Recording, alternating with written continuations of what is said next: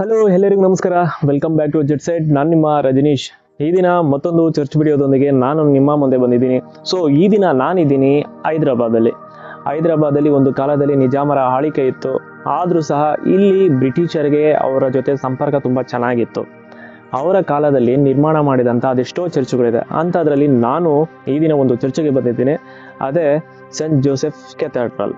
ಈ ಚರ್ಚಿನ ಬಗ್ಗೆ, ಈ ಚರ್ಚ್ ಹೇಗಿದೆ ಒಳಗೆ ಅನ್ನೋದನ್ನ ಇತಿಹಾಸದ ಬಗ್ಗೆ ನಾನು ನಿಮಗೆ ಈ ವಿಡಿಯೋದಲ್ಲಿ ತಿಳಿಸ್ಕೊಡ್ತೀನಿ. ನೀವಿನ್ನು ನನ್ನ ಚಾನಲ್ನ ಸಬ್ಸ್ಕ್ರೈಬ್ ಮಾಡಿಲ್ಲ ಅಂದರೆ ದಯವಿಟ್ಟು ಸಬ್ಸ್ಕ್ರೈಬ್ ಮಾಡಿ. ಪಕ್ಕದಲ್ಲಿ ಕಾಣುವಂಥ ಬೆಲ್ ಬಟನ್ನ ಒತ್ತಿ ನಾನು ಹಾಕುವಂಥ ಎಲ್ಲ ವಿಡಿಯೋಸ್ಗಳು ನಿಮ್ಗೆ ಸಿಗಬೇಕಂದ್ರೆ ನೋಟಿಫಿಕೇಶನ್ ಬರುತ್ತೆ. ಬೆಲ್ ಬಟನ್ ಒತ್ತೋದನ್ನ ಮರಿಬೇಡಿ. ಮತ್ತಿನ್ಯಾಕೆ ತಡ, ಬನ್ನಿ ಈ ವಿಡಿಯೋದಲ್ಲಿ ಹೋಗೋಣ.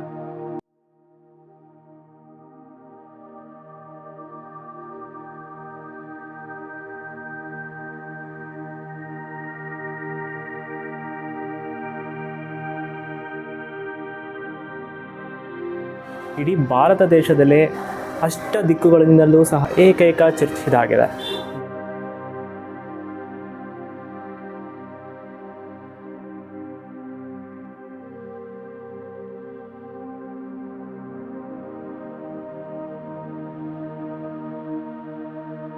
ಹೈಟೆಕ್ ಸಿಟಿ ಹೈದರಾಬಾದಲ್ಲಿ ಒಂದು ಕಾಲದಲ್ಲಿ ನಿಜಾಮರ ಆಳ್ವಿಕೆ ಇತ್ತು. ಆದರೂ ಸಹ ಅಲ್ಲಿ ಎಲ್ಲ ಧರ್ಮದ ಜನರು ಸಹ ಅನ್ಯೋನ್ಯತೆಯಲ್ಲಿದ್ದರು.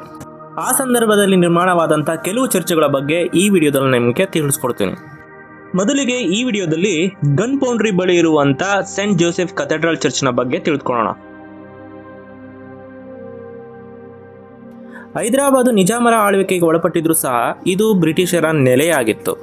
ಇಲ್ಲಿ 1820ರಲ್ಲಿ ಒಂದು ಚರ್ಚ್ ನಿರ್ಮಾಣ ಆಗುತ್ತೆ. ಅದಾದ ನಂತರ 1870ರಲ್ಲಿ ಇದನ್ನ ಜೀರ್ಣೋದ್ಧಾರ ಮಾಡಿ ಇಲ್ಲಿ ಒಂದು ಸೆಂಟ್ ಜೋಸೆಫ್ ಕೆಥೆಡ್ರಲ್ ನಿರ್ಮಾಣ ಆಗುತ್ತೆ. ಇದು ಹೈದರಾಬಾದಲ್ಲಿ ಇರುವಂಥ ಹಳೆಯ ಚರ್ಚ್ಗಳಲ್ಲಿ ಇದು ಸಹ ಒಂದಾಗಿದೆ. ಇದು ಸುಮಾರು 150 ವರ್ಷಗಳ ಹಳೆಯ ಚರ್ಚ್.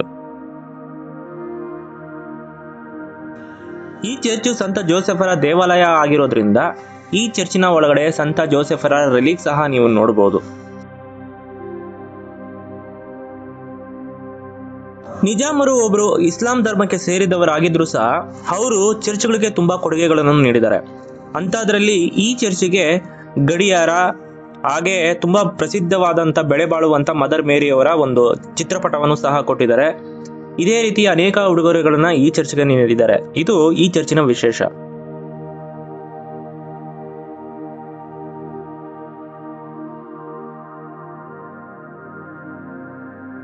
ಈ ಚರ್ಚಿನ ಮತ್ತೊಂದು ತುಂಬಾ ಆಕರ್ಷಣೀಯವಾದ್ದು ಅಂದ್ರೆ ಈ ಚರ್ಚ್ ಗೋತಿಕ್ ಶೈಲಿಯಲ್ಲಿ ನಿರ್ಮಾಣವಾದಂಥ ಒಂದು ಚರ್ಚ್ ಆಗಿದೆ.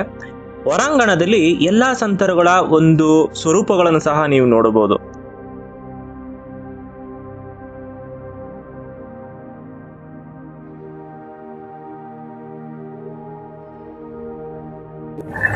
ಈ ಚರ್ಚು ರೋಮನ್ ಮತ್ತು ಗೋತಿಕ್ ಶೈಲಿಯಲ್ಲಿ ನಿರ್ಮಾಣ ಮಾಡಿದಂಥ ಒಂದು ಚರ್ಚ್ ಆಗಿದೆ.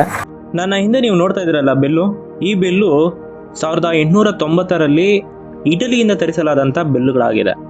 ಇದು ಸುಮಾರು 130 ವರ್ಷಗಳ ಇತಿಹಾಸ ಇರುವಂತಹ ಈ ಬೆಲ್ಲು ಈ ಚರ್ಚಿನ ಪ್ರಮುಖ ಆಕರ್ಷಣೆಗಳಲ್ಲಿ ಒಂದಾಗಿದೆ.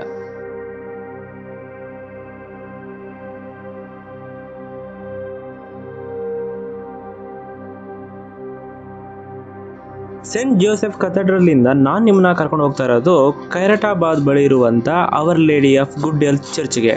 ಇದು ಕೇವಲ ಚರ್ಚ್ ಅಲ್ಲ, ಒಂದು ಶ್ರೈನ್ ಸಹ ಆಗಿದೆ. ಈ ದಿನ ನಾನಿದ್ದೀನಿ ಹೈದರಾಬಾದಿನ ಐಕಾನಿಕ್ ಸ್ಥಳವಾದಂಥ our lady of good health. ಇದಿರೋದು ಹೈದರಾಬಾದಿನ ಹೃದಯ ಭಾಗದಲ್ಲಿ.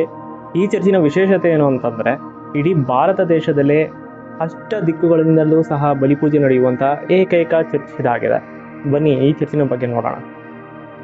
ಈ ಚರ್ಚಿನ ವಿಶೇಷತೆ ಏನಂದರೆ ಈ ಚರ್ಚಲ್ಲಿ ಇರುವಂಥ ಮಾತೆ ಮರಿಯಮ್ಮನವರ ಸ್ವರೂಪ, ಇದನ್ನು ಸ್ವತಃ ನಿಜಾಮ್ ಅವರೇ ಈ ಚರ್ಚ್ಗೆ ಕೊಡುಗೆಯಾಗಿ ನೀಡ್ತಾರೆ. ಇದು ಬೆಳಗಣಿಯ ಮಾತೆಯ ಎಷ್ಟು ಪವರ್ಫುಲ್ ಆಗಿರುತ್ತೋ ಅಷ್ಟೇ ಪವರ್ಫುಲ್ ಅಂತ ಇಲ್ಲಿನ ಜನ ನಂಬ್ತಾರೆ. ಅಷ್ಟು ಮಾತ್ರ ಅಲ್ಲ, ನಮ್ಮ ಭಾರತ ಸೇರಿ ಇಡೀ ಏಷ್ಯಾದಲ್ಲಿ 8 ದಿಕ್ಕುಗಳಲ್ಲಿ ಬಲಿಪೂಜೆ ನಡೆಯುವಂತ ಏಕೈಕ ಚರ್ಚ್ ಇದಾಗಿದೆ. ಅಂದ್ರೆ ಅಷ್ಟ ದಿಕ್ಕುಗಳಲ್ಲೂ ಸಹ ಬಲಿಪೂಜೆಯನ್ನು ವೀಕ್ಷಿಸುವಂತ ಸೌಲಭ್ಯ ಇರುವಂತ ಏಕೈಕ ಚರ್ಚು ಇದಾಗಿದೆ. ಇದು ಕೇವಲ ಭಾರತದಲ್ಲಿ ಮಾತ್ರ ಅಲ್ಲ, ಇಡೀ ಏಷ್ಯಾದಲ್ಲೇ ಎಲ್ಲೂ ಇರದಂತ ಚರ್ಚು ಇದಾಗಿದೆ.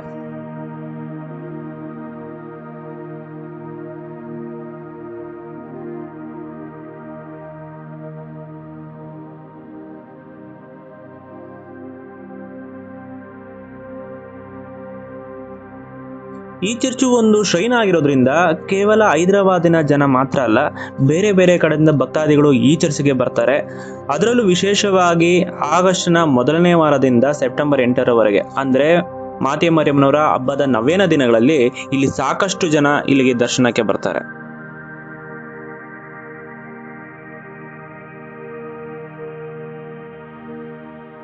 ಹೈದರಾಬಾದಲ್ಲಿ ತೆಲುಗು ಮತ್ತು ಇಂಗ್ಲಿಷ್ ಹೊರತುಪಡಿಸಿ ಬೇರೆ ಲ್ಯಾಂಗ್ವೇಜ್ ಅಲ್ಲಿ ಒಂದು ಮಾಸ್ ನಡೆಯುತ್ತೆ ಅಂದ್ರೆ ಅದು ಈ ಚರ್ಚಲ್ಲಿ ಮಾತ್ರ. ಈ ಚರ್ಚಲ್ಲಿ ತಮಿಳು ಭಾಷೆಯಲ್ಲೂ ಸಹ ಮಾಸ್ ಇರುತ್ತೆ.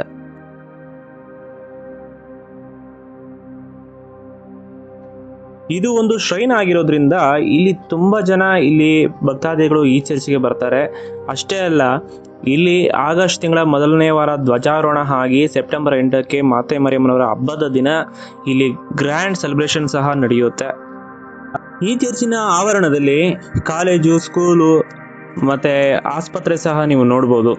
ನೀವು ಯಾವಾಗಲಾದರೂ ಹೈದರಾಬಾದ್ಗೆ ಬಂದ್ರೆ ಪವಿತ್ರವಾದಂಥ ಈ ಒಂದು ಚರ್ಚ್ಗೆ ವಿಸಿಟ್ ಮಾಡೋದನ್ನ ಮರಿಬೇಡಿ.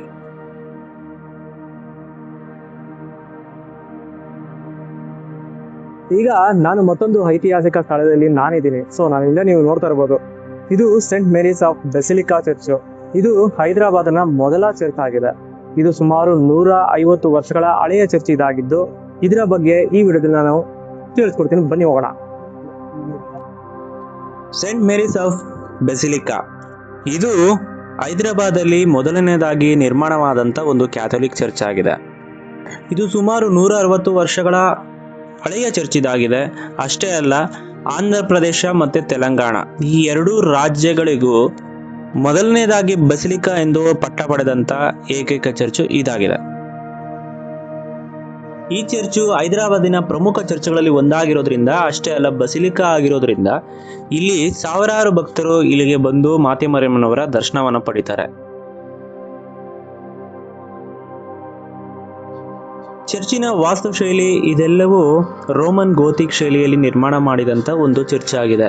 ಇವತ್ತಿಗೂ ಸಹ ನೀವು ಹಳೆಯ ಕುರ್ಚಿಗಳನ್ನು ಸಹ ನೀವು ನೋಡ್ಬೋದು. ಬಲಿಪೀಠದ ವ್ಯವಸ್ಥೆ ಮತ್ತು ಅಲ್ಲಿನ ವಾಸ್ತುಶೈಲಿ ಇದೆಲ್ಲವೂ ಬ್ರಿಟಿಷರ ಕಾಲದ ವಾಸ್ತುಶೈಲಿಗಳೇ ಆಗಿದೆ.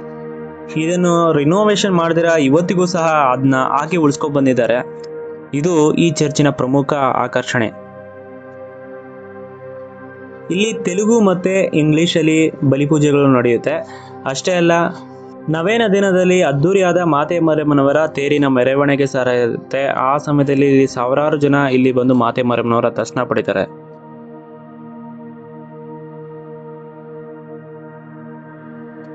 ಐ ಹೋಪ್ ನಿಮಗೆ ಈ ವಿಡಿಯೋ ಇಷ್ಟ ಆಗಿದೆ ಅನ್ಕೊಂಡಿದ್ದೀನಿ. ಇಷ್ಟ ಆಗಿದ್ರೆ ದಯವಿಟ್ಟು ಲೈಕ್ ಮಾಡಿ, ಇಲ್ಲ ಡಿಸ್ಲೈಕ್ ಮಾಡಿ. ನೀವು ಕಮೆಂಟ್ ಮಾಡಿದ್ರೆ ಈ ವಿಡಿಯೋ ಇನ್ನೆಷ್ಟೋ ಜನಕ್ಕೆ ರೀಚ್ ಆಗುತ್ತೆ, ನನಗೆ ಸಪೋರ್ಟ್ ಸಿಗುತ್ತೆ. ಸೊ ಮತ್ತೊಂದು ಜಾಗದಲ್ಲಿ ಮತ್ತೊಂದು ವಿಡಿಯೋದಲ್ಲಿ ಮತ್ತೆ ನಾನು ನಿಮ್ಮನ್ನ ಭೇಟಿ ಆಗ್ತೀನಿ. ಅಲ್ಲಿವರೆಗೂ ನಾನು ನಿಮ್ಮ ರಜನೀಶ್. ಟಾಟಾ, ಬಾಯ್ ಬಾಯ್.